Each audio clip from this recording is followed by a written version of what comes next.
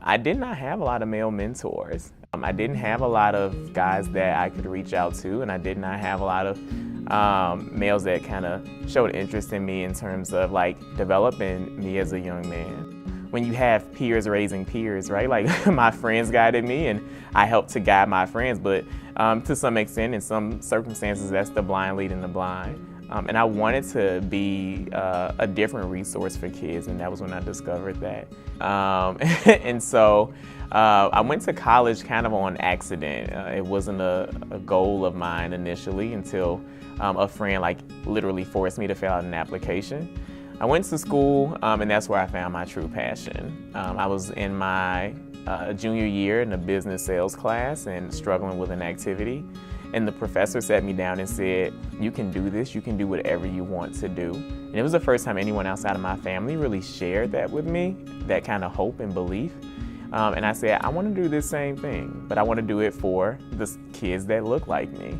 And so that was when I decided I wanted to be a teacher.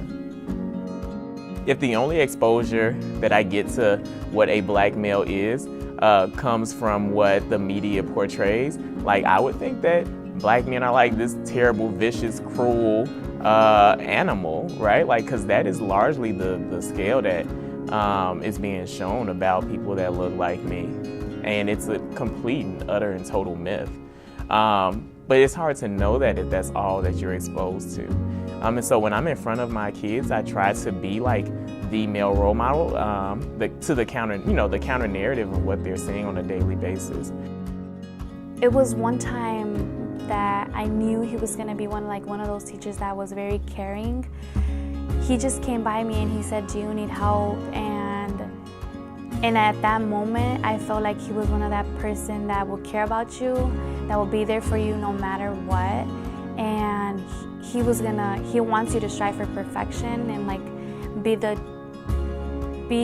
who you are and just never give up. Like just keep going no matter what obstacles go through your life.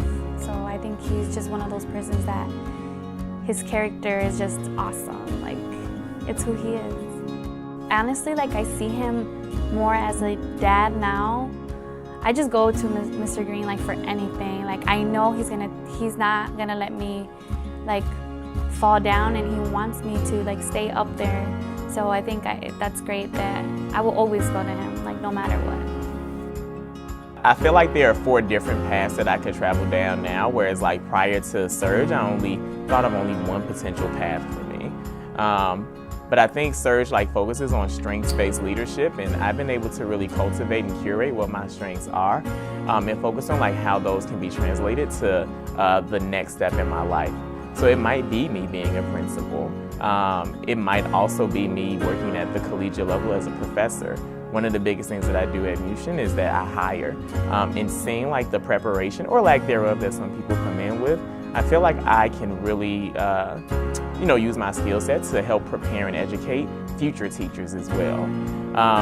There's also the alternative path that Chris Goins Chris Goins is the vanguard of the 2nd year cohort in Surge, of creating our own nonprofit, the Black Male Teacher Project, to make sure that there are more people that look like us in the classroom, black males specifically. And then the 4th is maybe at a district level and working on their hiring and recruitment practices, specifically with an eye on diversity, equity, and inclusion.